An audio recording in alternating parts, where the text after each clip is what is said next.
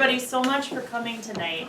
This exhibit has been a long time coming, and a lot of people have put all kinds of thought and heart into it. A lot of our volunteers that are involved on a daily basis, you may not see them here tonight because they've been through the exhibit so many times, and they docent it every 4 days a week, every week. Anyway, I'm not going to say a whole lot other than we're really happy to have you all here. We've got a couple of really awesome people in the audience that I know are a part of this project. You're going to get to hear from a few of them, including a couple of our students that were involved in doing the oral histories. And tell them who you are. And I am Lissa Kramer. I'm the curator for the Log House Museum. With that said, I'm going to actually turn our emceeing over to Judy Bentley, who is one of the big drivers of the Telling Our Westside Stories project. Judy is a historian and a recent professor for South Seattle College, where she taught Northwest history, a number of classes, Northwest Pacific history. Judy, would you like to come on up and Sure. talk about the project? Sure. So, like a good teacher, I brought some notes in case I get lost. I want to give you an overview of the Telling Our Westside Stories project. It started as an idea from an advisory council board member, Jerry Vandenberg, and it started out part as a fundraiser and part as exhibits. The idea being that we would ask donors to contribute to this project, and a third of the income was going to go to our endowment. We needed a little bit of a cushion at that time, so it started off that way. But from the beginning, we also got funding from Department of Neighborhoods and for Culture. And from the beginning, it was more than just collecting the interviews. We wanted to make it a community event to bring together the generations. So the concept of the project was to have youth interviewing elders in the community. The idea also was that sometimes those elders would find out something about the youth of today too, and they particularly got into that in schools. So we had interviewing done for the first series. We decided to do 3 exhibits to begin with: land, work, and home. Started this 6 years ago, so the first exhibit was finished in 2012. But we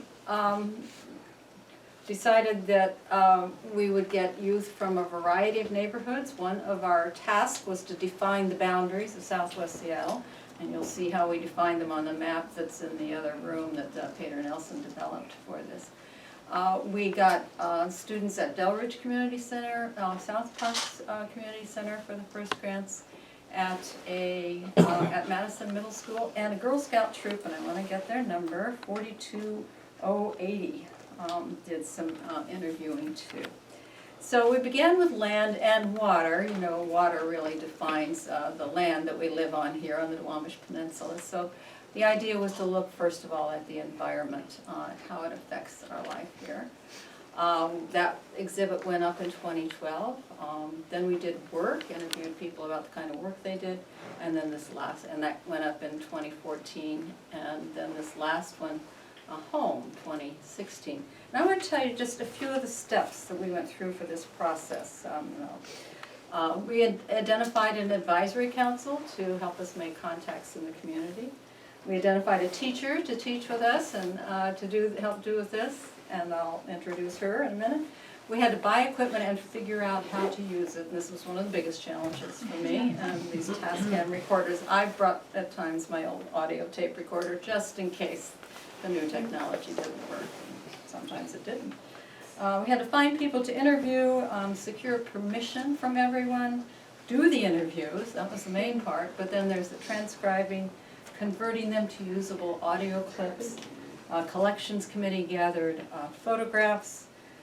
Peter Nelson made a wonderful map of Southwest Seattle in the Duwamish Peninsula, which we've been using ever since. And we had to connect then the audio clips to that map. There were in our first exhibit, you could press a button and hear someone talking about a spot on the map. And this was work done by Anna Callahan, who's a very talented artist, lives at the Youngstown Cultural Arts Center. We did some videotape interviews. We mounted an exhibit. Most of that work fell to Sarah Balinson, who was the curator manager then, and to Lissa Kramer for this last one. And then we even did a traveling exhibit. We got some help from our talented carpenter, Carrie Korsgaard, to mount an exhibit that went around to libraries all over the Duwamish Peninsula with that map and audio clips. So that's the big picture. It was a huge undertaking. And then you have to write the report for the grant and tell them what you've done so you get your money. We did more than 60 interviews as a result of this that are now in the collections of the Southwest Seattle Historical Society. So it's a real treasure trove of voices that we can use in continuing exhibits. Amy and I were talking about there were probably more than 150 students involved in these interviews over the course of 3 years. So the core of the last two exhibits, especially in terms of who did the interviewing, it fell on Madison Middle School. And so I want to introduce to you, we went to Seattle Public Schools and said in the social studies division, can you find us a teacher who might like to participate in this? And we found an energetic, talented, creative, enthusiastic teacher who took this on over a period of 4 or 5 years. We did this with her classes. So Amy O'Donoghue is going to tell you what that process was like. What we did in the classroom. Great. Yeah. Come on up. Okay. So, thanks for inviting me. In the classroom, well, first of all, somebody mentioned from Seattle Public Schools that I should contact the Historical Society and find out what exactly the project was all about and see if I could actually make it work within the classroom setting. And found out that they wanted to gather these interviews of elders and create these artifacts that would be held here at the museum. Once I heard that, I was kind of hooked, being a history major, and really my whole focus was on that during my college career, and even for my master's. I decided, I really want to do this. And it just so happened at Madison at the same time they were bringing in a new population of students, Spectrum. We had a Spectrum program. So they were reading at a little higher level, and they needed some advanced work. And I wanted to differentiate it a little bit and give them the opportunity to take a project, really get into it, organize it themselves, be a part of it, create this artifact, and then get their work out into the community, which is always a good thing to do when you're talking with kids, because if they're doing any work that they can talk about and say, well, I did an interview and it's an artifact down in the Longhouse Museum. It's always a big plus. I said, you could put this on your resume, I think. But they may have, maybe not. The process was challenging because we had to do this within the classroom. Luckily at the time, we had language arts and social studies as a blocked class. So we had 2 50-minute periods together. One was language arts, one social studies. So this kind of project brought it all together. We're practicing oral presentation skills. We're doing some critical thinking about themes and impact on Washington. And then we're putting together, we're creating questions for research. These are all habits of mind for people that are in the social studies. So that they had that opportunity was going to be very challenging, and I think it would really grab them. It was great working with Judy because she, like I said, gathered, we actually asked the kids first. We sent a form home with all the kids and said, could you find somebody that has lived in the neighborhood for at least 20-25 years and would want to be interviewed for this project? So we sent this form home with everybody, and they just came flying back, all of these people that they knew in the neighborhood that had been around. And Judy, of course, brought another group of individuals that really were noteworthy to us, and we put those together. Tried to get a diverse group of people, like an age and race, and we wanted just the whole picture of West Seattle, what went on here. And I think we did a pretty good job diversifying. And the one thing that had to happen in the classroom was, because only a couple of students, the students actually had choice in, they would see this list that Judy would give us of all the people that wanted to do it and the noteworthy people that we the Historical Society thought would be a great interview, we look at the list and the kids would read the little bios and go, oh yes, here's my top 5. And they would pick their top 5 and we would hope to get them with that person. And it usually worked out. So they had to leave the class for a session to do the interview. But before even all that, they had to create the questions and tailor them to the person that they were going to interview. So not only would Judy come in the room, into the classroom, and together we would lead them through the theme, what might you ask somebody about work or home or the land, to get at what, our goals, to meet our goals in that regard, but also, okay, so you're going to interview this person, what do we need to do here? And say they'd come up with these questions. They'd go into the interview with the list of questions and leave the class for a couple periods. So what are the rest of us doing when there's 32 people in a class and the interviews were taking they'd go out for a half hour at a time. So in a block, we could get in 4 different groups each time they came in. We'd get 4 different pairs or trios to go out and interview. Well, at the same time, we had to have something going on for the rest of the people. So what I was doing was some other work that had to do with biography. So the kids went home and interviewed their parents about their culture and where their ancestors, and they did all this ancestry work, and they brought it into class, and then they were paired up, and the students then interviewed each other. So they were practicing some of the interview skills within this other project before they went out and kind of interviewed somebody in the community. So they interviewed each other and tried to, get all of this information so that they could then write what we call a snapshot biography. So it starts with a timeline. So they get each person puts their top 10 events on a timeline. And then just like a biographer, you would have these 10 events, and after doing an interview, you would look at the timeline and go, I'm going to focus on these 3 events and build them into chapters about their cultural, it'll be a cultural biography of these 3 areas of their life. So they ended up writing biographies about each other to kind of support the work that we were doing with the interviews for the Telling Our Westside Stories project. And I think, and they liked the idea. The other thing that I was thinking about was the 7 Tools of History, which is something that's been put out by the Washington State Historical Museum. And the 7 Tools of History are what historians use to do the work of history, and one of them being artifacts, and knowing that they would be creating one, it really kind of sunk in and made an impact that, I just gathered historical information, and this is very important and is going to be in a museum. So that was really cool too. That's the basics. But hopefully that gave you a pretty good idea of what they were doing in the classroom. I actually enjoyed the excitement around it. The kids were just all excited about, and then they would come back from the interviews.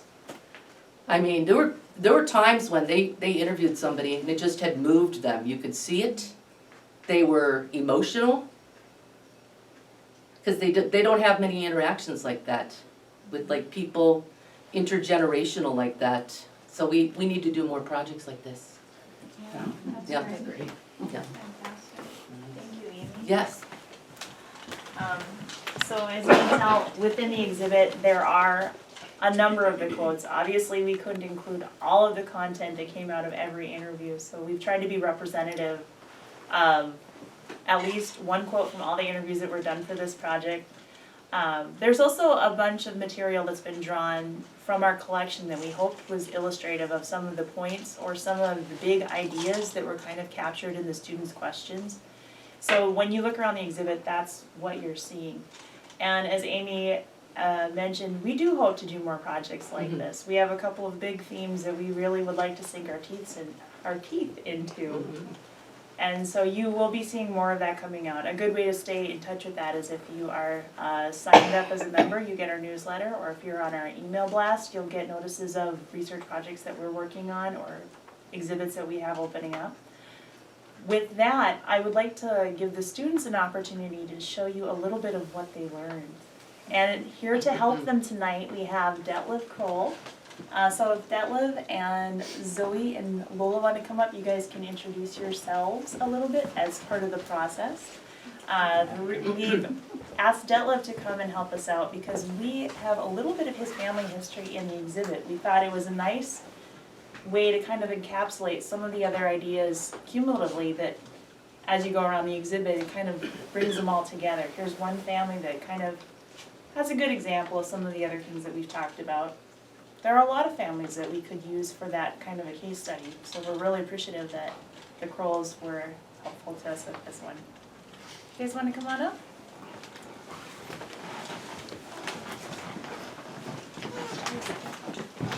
You know, one thing I forgot, can I mention one more thing? Because one of these students are in my class, but at one point, they actually transcribed the interviews. I took them to a computer lab and they transcribed them. That was an effort right there. That was fun though. Real nitty-gritty. And so good job, girl. You won't have to transcribe. If you guys need to adjust your seats at all, you just go ahead. You might want to angle the rocking chair so you guys can see each other. And it's okay to pull that in front of the TV if you want to. You might have to a little bit. It's important to see each other when you talk. I'm Zoe Harper. I was in 7th grade when I did this project with Ms. O'Donoghue's class, and now I'm a sophomore at West Seattle High School. I'm Lola DeMerger, and I was also in 7th grade. We were in the same class, and now I'm also in 10th grade at West Seattle. And I'm Detlef Kroll, and I've lived here all of my life, and my parents lived here most of their life, and my grandfather lived here before them. And so the family has a long history in West Seattle, always in West Seattle. So you can just start in, these are the questions, and if you're curious about them, they're also in the case there, but they'll just go through the questions. You know, you don't have to do this, but it's kind of fun to note.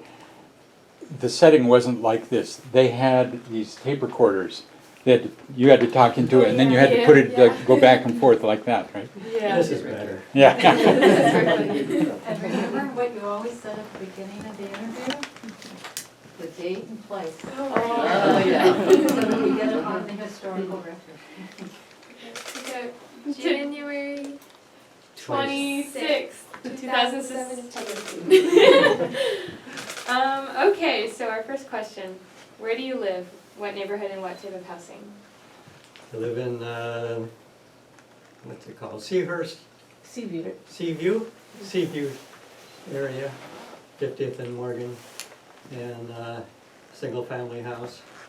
There are 2 houses on that piece of property. Actually, there's 3 houses now on that piece of property. My father lives in one of them, he's 106. Wow. We live in the other one, and my son lives in the third one that was just recently built, So everyone's in one place. all in one I love place. That's so cool. Wow. Okay, how long have you lived there on the property? On the property since 1944, September 5th. Well, probably a few days after that. That's amazing. So I'm assuming you haven't lived anywhere else? Well, I had 3 years in the Army, Oh. across some other places, the rest of the country and the world. And I was in the University of Washington for a couple of years that I lived there. And then for a year and a half in Edmonds. And then I came back. You came back. Awesome. Okay, how has your neighborhood changed since you started living there, and what do you remember most about that change? I don't think the neighborhood has changed all that much, but it, a lot more people and a lot more traffic, and maybe some of the little stores are gone and the big stores are there in their place.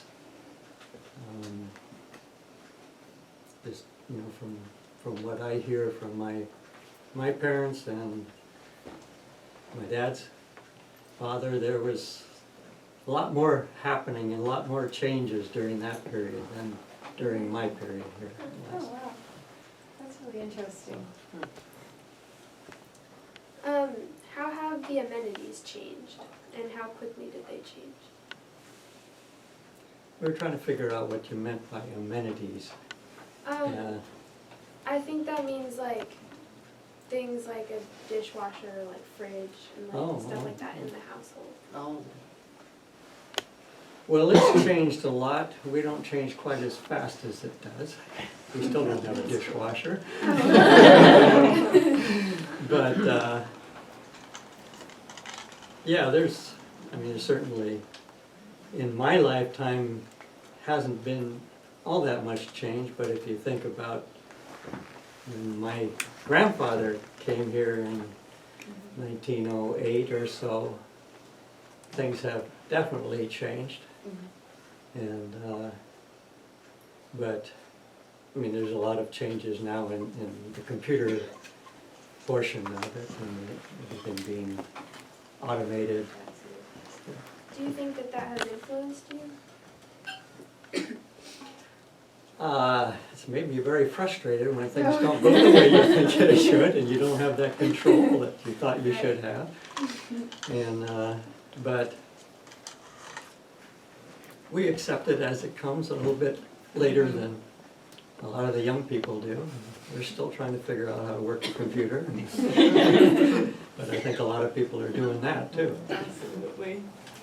Okay, next question is, what was it like here when you were our age? And where did you like to go to hang out? What did you like to do, and what do you remember most?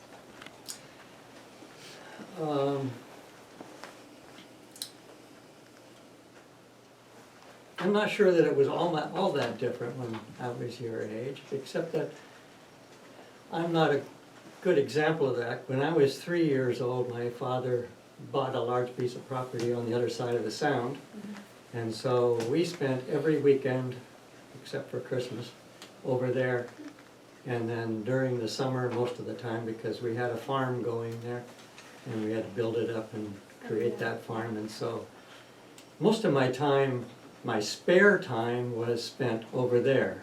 So I spent time over here. My evenings were doing homework, and then weekends working over there. So we didn't have that weekend time, that spare time to be going to the mall or whatever you do. We went to the movies occasionally, and at that time the Admiral was still the Admiral, a single theater, and there was a Granada theater that later on in the 60s, I believe, turned into a Wurlitzer, Oregon theater and showed the silent movies. Cool. Wait, can I ask a question that's not on here? Yeah. Yeah, What school did you go to? I went to Gatewood, Madison, and West Seattle. Oh my gosh, that's really cool. Okay. How is your neighborhood different from other neighborhoods?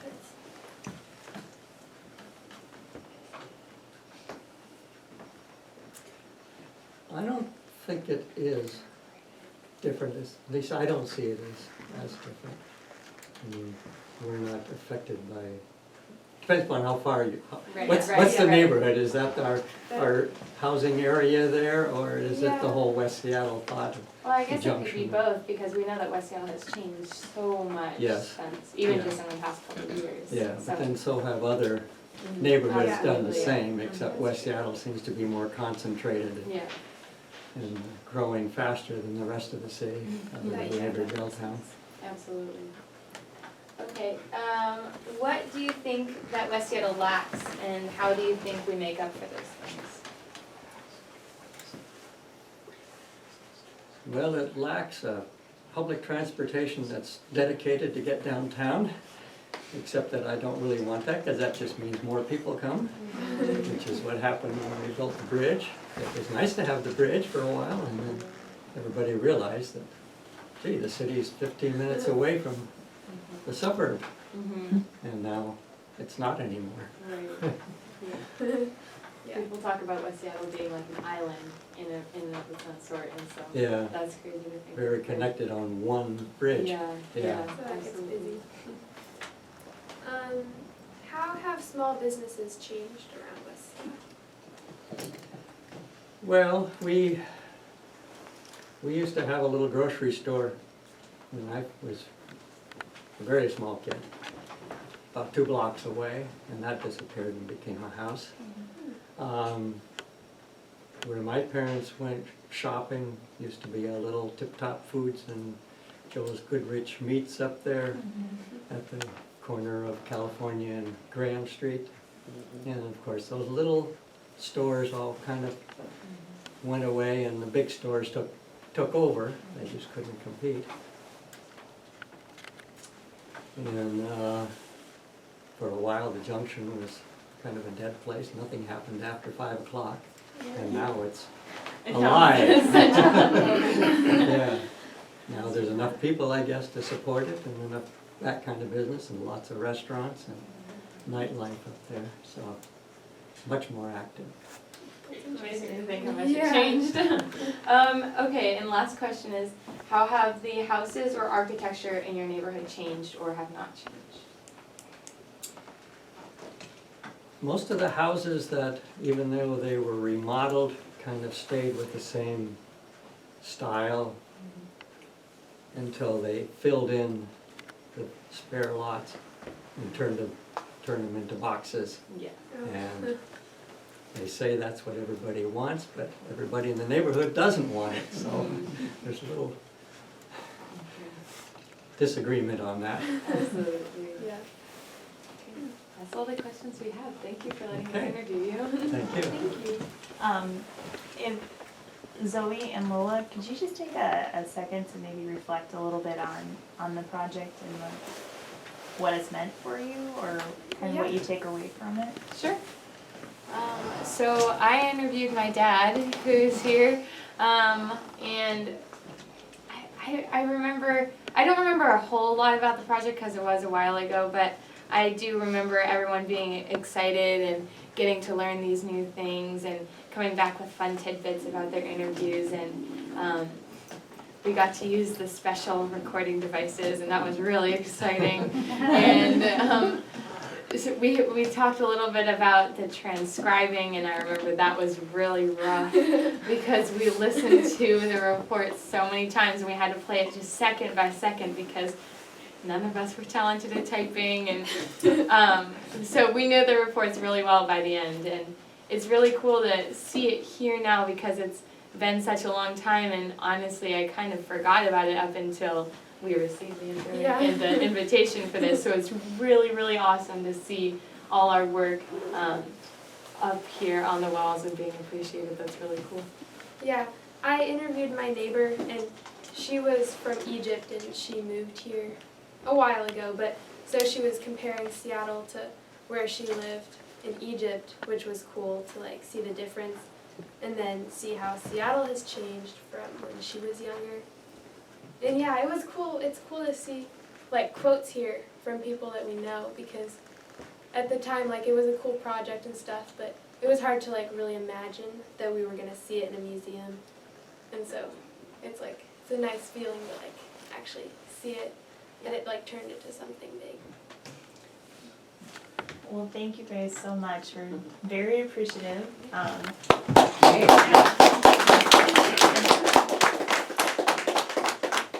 So with that, you guys are released from your chairs. And I'm gonna leave Clay Eels, our executive director, will give us a few parting words and thoughts.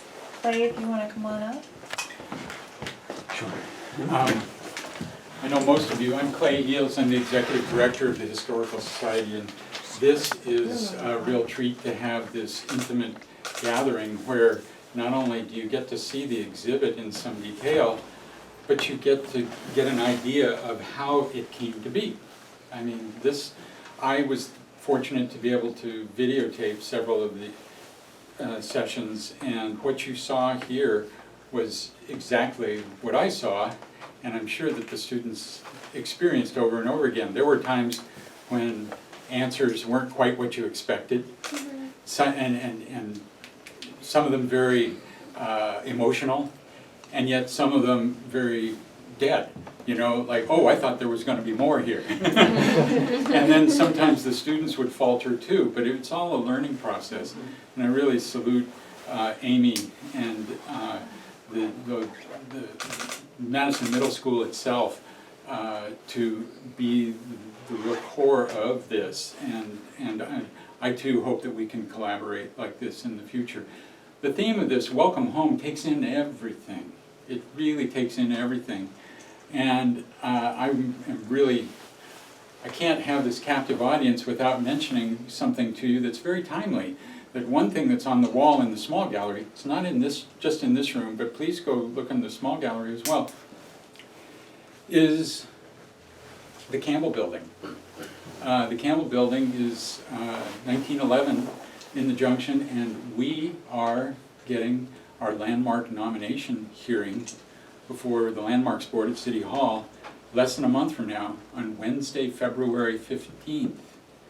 And as we like to say, we love the Junction, and without the Campbell Building and the Ham Building, which we also have nominated, we don't have a Junction. So just as this exhibit was a way to walk the talk of history, and like you said, it's very meaningful to see the results, another way to walk the talk is we invite you to come to the hearing on February 15th. It starts at 3:30, but it'll likely be more like 5 o'clock and go into the evening down at City Hall. And even if you don't want to say anything to testify, you can stand up when we ask the people in the room who are here to support landmarking to stand up. You mentioned the Admiral Theater. The Admiral Theater would not be here if we had not landmarked it 28 years ago. And look at what's happening now. And look at how it affects our feeling of home in this area. What neighborhood has a neighborhood movie theater like the Admiral now? And that is thriving with a renovation of 4 screens. I mean, it brings tears to my eyes to see people lining up down the block. And some of you have probably been there. If you haven't been there yet, please go, and you'll have a great opportunity for the grand reopening of that in mid-March. I was just meeting with the management of the Admiral yesterday, and we're planning a big grand reopening ceremony with a red carpet and cracking the champagne bottle and all kinds of stuff. So it's all about home, and it really, underneath it all, it's all about relationship. I say this all the time. I think there are some ties that bind here that will go on for years to come.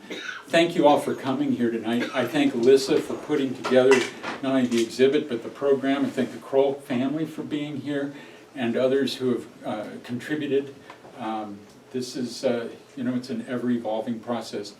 And if you like this area, then the Historical Society is the organization for you, because you get to find out why you like it so much. So thank you very much for coming.